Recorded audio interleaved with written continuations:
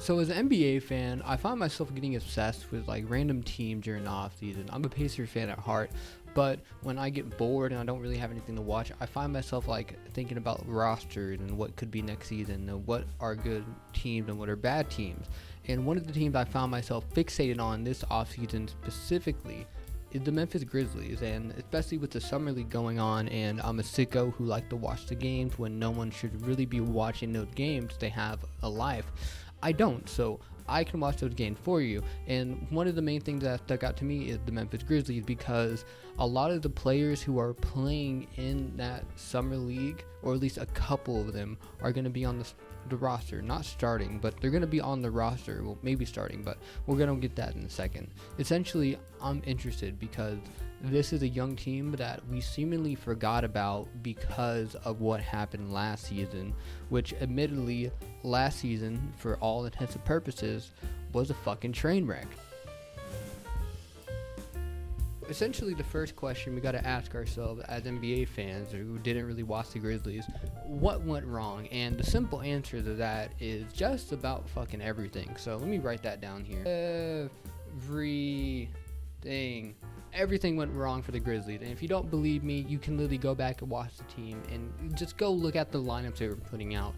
Some of the lineups they had with starting lineups had Trey Jamison, I'm pretty sure that was his name, Xavier Simpson, Gigi Jackson, Jake Lavria, and God knows whoever they were playing at center. I think at the end of the year with Brandon Clark when he was finally healthy. I know it wasn't Xavier Tillman because he got traded.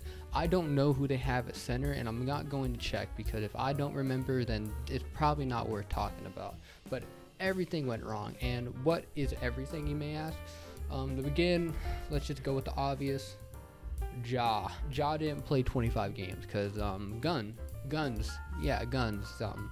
He was caught playing with guns, so he didn't get to play 25 games in response to that. And then when he did come back, he did something. I think he tore his labrum or tore his shoulder. He had some injury that kept him out the rest of the season.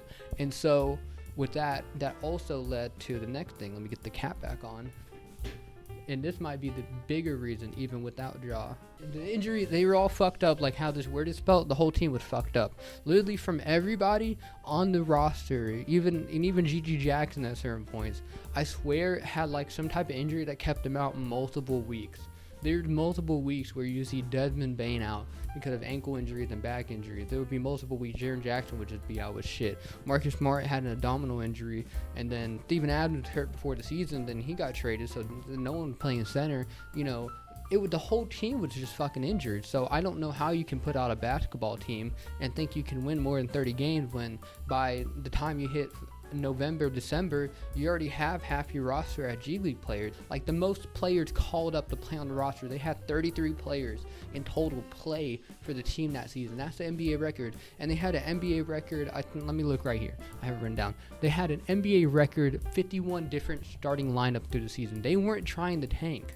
They weren't trying to tank like most of the bad NBA teams that were around them. They genuinely were just so injured and beat up, they didn't have a choice but to start and play someone like Xavier Simpson for 30 minutes a game. And it's not that Xavier Simpson's a bad player, it's just that he's short. Like, your best player can't be under 6 foot anymore unless they're Isaiah Thomas in his prime with a good hip. That's just not how it works. So the whole team was injured, and it was just fucking weird. It was the whole season was just off. And I think that puts it finally. Vibes. We're gonna write it weird because the list is just evolving, kind of like how the Memphis Grizzlies seasons went. The whole season was just off. Last season when they lost to the Lakers and they lost in the first round, they kicked Dylan Brooks out. They said, don't come back. They sent Ty Jones out. They said, don't come back. They brought in Marcus Smart, and they brought in these players. And they were like, we're going to have a new culture. Ja Morant's going to deal with what he's dealing with, and we're going to have a new culture. And maybe they did have a new culture when everyone was on the bench and getting to know a lot about each other. But they definitely didn't have it on the court. It just got a lot worse. So the whole vibe was just off because the whole team was just, they didn't know what to do. It was a whole retooling season for the whole team. But honestly, there were some benefits in that. Even with the injuries, even with the suspension, there were some benefits within all of that. Okay, so one of the few things that did go right this season was the fact that you had two young players who emerged for you. So you had Gigi Jackson and Vince Williams. Vince Williams, he drafted not the last draft, but the draft before in 2022, and then in 2023 you drafted Gigi Jackson in the second round. Both of these were second round players. You got both of them, and from how the season progressed and how everything went, these look like to be your wings for at least the next couple of years. And if you don't believe me, you can go look at the stats. Vince Williams was a great defender.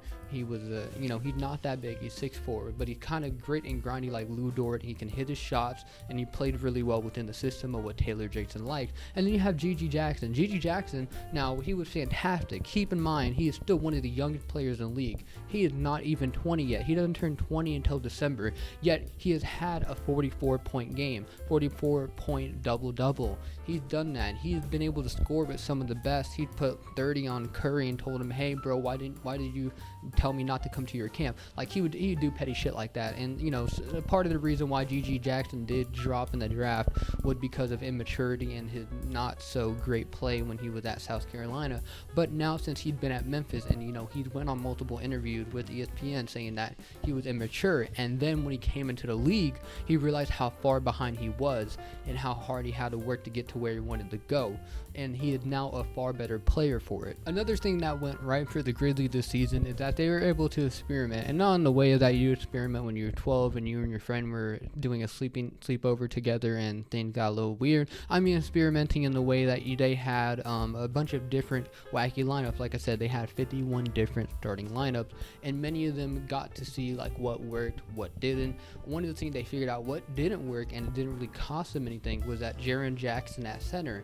They realized Jaren Jackson at center is not the greatest thing, because Jaren Jackson, while he is a depoy player and while he is a great defender, he's not the best rebounder. He still has the issues with the fouling, which is something he's gotten better at, but it's still one of those issues that he has because of his size and strength, that he can't necessarily give up too much if he wants to keep his shooting and his versatility on defense. And also, you got to give more playing time to players like Vince Williams, Gigi Jackson, even players like Zaire Williams, who I don't think who will be on the roster in the next season or so, but players who were younger, who may have not got the chance if Ja was healthy, if Desmond Bane was healthy, if everyone else was healthy. You got to experiment with them and really see who gets to shine, and next season when everyone's healthy, how will their role fit within the system of the team.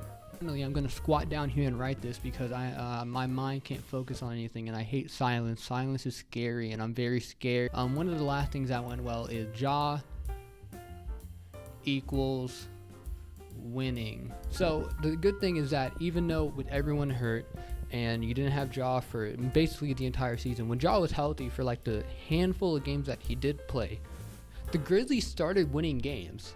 And you could say that because, like, oh, maybe, they got lucky, a couple of them. Ja is just good enough to where the team was good and they just needed him to last piece, blah, blah, blah. But if you remember last season, one of the arguments was that the Grizzlies looked better without Ja Morant. They had a really good record without him. And even the season before, they had a really good record without him. It was one of those things where the team could play without Ja Morant and it wouldn't be a losing team. But when Ja Morant was injured and they traded Tyus Jones, they traded all the other pieces, they didn't have the same infrastructure. And so now Ja is a far more valuable player for the team. Even with someone like Marcus Smart coming off the bench, Marcus Smart, he can only do so much for you if it's just him and a bunch of G League players. But now that you have Ja, you can see that, hey, even if the team is not put together, if the team's not healthy, we can still win games with a healthy Ja Morant.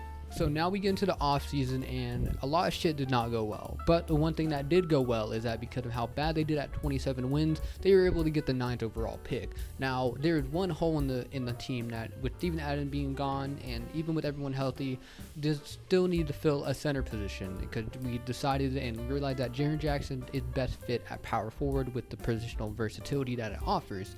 So, looking toward the draft, they decide that we need to get a big man. And the big man that they are looking at is Donovan Cleveland. They want him. He's perfect. Just came off the UConn run. But with the UConn run and with how weak the draft is projected to be, Donovan Cleveland is projected to maybe go top 3, top 5. And last time I checked, 9 is not 5. So we get into the draft and we realize that okay, there's a good chance Donovan Clegan is not going to go to the Grizzlies. They haven't made a trade. It doesn't look like they're going to get a trade off. And then when we get to Portland, they take Donovan Clegan. So Clegan's off the board, and they have to take a big man. Zach Edey. Zach Edey is the National Player of the Year in college, the best player in college. The Grizzlies take him. And you may think that, if you don't watch basketball, that may not be controversial, but to everyone else who watches basketball, a lot of people didn't think Edey deserved to be a first round pick. A lot of them had him pegged to go late first round, as high as 15 maybe, but not many mocks had him to go number 9, and the Grizzlies take him. And I think it's beautiful that the Grizzlies were the team to get Zach Edey, because if there was any team that would get a hold of a player as big, as girthy, as strong, as finesse, and soft as Zach Edey is in the paint, it would be the Memphis Grizzlies, who have the player who is perfect for covering up all the flaws of Zach Edey, and Zach Edey can cover up all the flaws of someone like Jaren Jackson. And then they drafted Jalen Wells, who he played, I forgot what college he played at. I'm not going to go looking back, but he did fine at that college. He's a sharpshooter. He has a smooth jump shot. If he plays for the Grizzlies, he'll be a rotational piece. If he's older, so he might be able to. If he can be that 3-and-D wing and develop into that, that's great. If not, he's a second-round pick. What do you expect? Don't roll off the table. Good marker. Luke Kennard, don't know what they're going to do with him. They declined the player option of $14 million, which was a smart decision. That's a lot of money, and they're already over the cap. They don't need any more money on their books right now. More than likely, it would be something around like the $7-8 million range. He's a good player, but he's not worth $14 million, at least to the Memphis Grizzlies. With this, the offseason is basically done. They don't really have the cap space to sign anybody, and if they do get somebody, it will most likely be in a trade with some of the young assets like Zaire Williams and maybe some of those draft picks that they have. They tried giving up for Mikal Bridges but never did. So what does next season look like, you may ask? And luckily for you, if you've been watching this delusional ass video for the last few minutes or whatever it is, I might have the answer.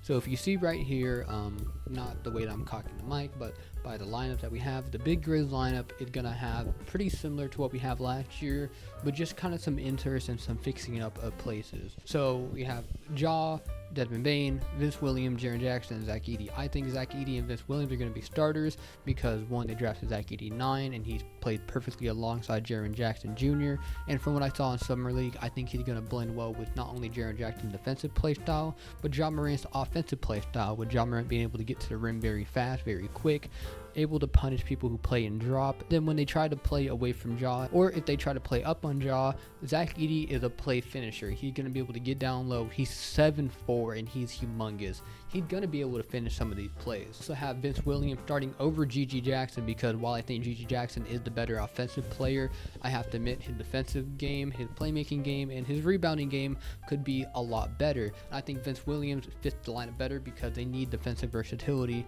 and he's perfect for that. While GG Jackson off the bench with someone like Marcus Smart, Brandon Clark, Aldama Kennard, this is a great mix of shooting, defense, length, and versatility. So even though the starting lineup may be this, they don't have to feel stuck playing all their starters 48 minutes a game. So if you're wondering where I think this Memphis Grizzlies team is going to go within the Western Conference, I think this team is better than a lot of teams that made the playoffs this year. And I think a lot of playoff teams this year are lucky that the Memphis Grizzlies were not healthy, so they had a chance to actually make it. If you don't believe me, I'm going to be bold with you. Here are teams I think the Memphis Grizzlies are better than. I'll put them on screen. I think they're better than the Lakers. I think they're better than the Kings. I think they're better than the Pelicans, Suns, Warriors, and Clippers. So even after DeMar DeRozan went to the Kings, I still think that the Grizzlies are the better team, and I think they're going to perform better heading into the season. Now, if something happens like the Warriors or the Clippers or another team can trade for like Lauri Markkanen or another player that I just have no ideas on the radar, sure, we can have another conversation. But right now, the conversation I'm looking at is the Memphis Grizzlies are a top 5 seed and a 50-win team in my mind. If you don't believe me, go look at the teams that made the playoffs this year. People are saying that this is going to be one of the loaded Western Conferences we have ever seen. One of the best, most competitive Western Conferences we've ever seen. The East is going to look like a Build-A-Bear workshop compared to the Western Conference. And I look at the Memphis Grizzlies, I look at the players they have, I look at the coaches they have, I look at the system they have, and I look at the past success they've had when they were healthy, and I see a 50-win team. If you don't, that's okay. You know why? Because this is NBA basketball. All this is hypothetical. None of this matters. I just love talking discourse because I love the game, and I might be slightly addicted to basketball, but that's not an addiction I can go to therapy for. So we're just going to deal with that as we go along with it. If you don't believe me, if you want to argue with me, please comment in the comment in the comments below. Leave a like or a dislike. I'm not too worried about it. If you want to see more content like this, please subscribe. I want to do a video like this for every NBA team. Granted, I'm going to be in school soon, so I may not have as much time, but I wanted to talk about the Memphis Grizzlies because I think they're a pretty cool team. I mean, look at all these players. Look at the bench. The Grizzlies, they were a fun team in the past. People may not like them, but I like them. I live in Tennessee. I think they're pretty cool. Not my favorite team, but still pretty good. But at the end of the day, thank you for watching. Keep loving basketball. Spread positivity. And with that said,